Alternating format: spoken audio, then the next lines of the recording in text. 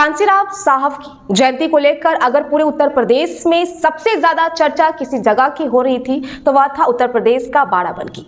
वजह यह है कि भीम आर्मी के चीफ चंद्रशेखर आजाद की इस मौके पर महारैली और इसी महारैली को लेकर के करनी सेना की धमकी।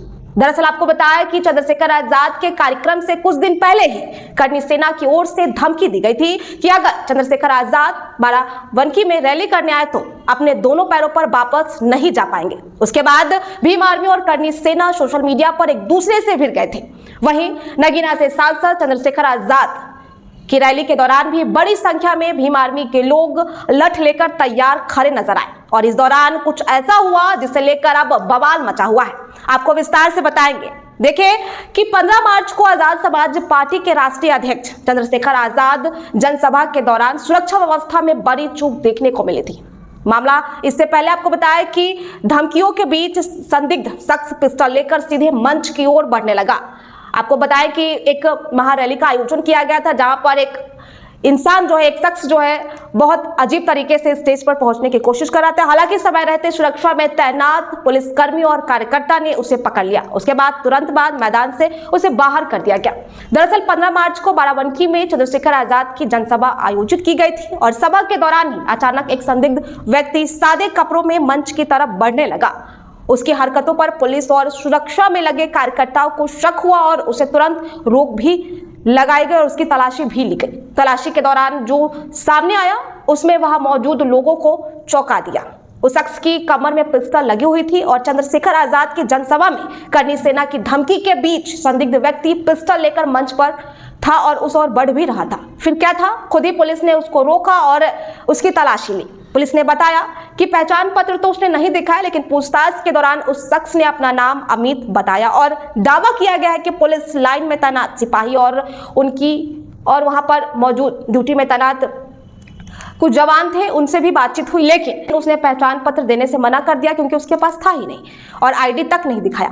इसके बाद सुरक्षा कर्मियों ने उसे तुरंत बाहर बुलाया और वहां से हटाया और धक्का देकर के मैदान से बाहर कर दिया क्योंकि चंद्रशेखर आजाद की ये बड़ी रैली थी और इसमें वो शख्स पहुंचा था कमर में आपत्तिजनक चीजों को लेकर के। अब आपको बताया कि चंद्रशेखर आजाद के कार्यक्रम को देखते हुए यह भी खबर आ रही थी कि सुरक्षा के लिहाज से करनी सेना के अभिनव को हाउस अरेस्ट कर लिया गया था ताकि कानून व्यवस्था में कोई दिक्कत ना आ जाए।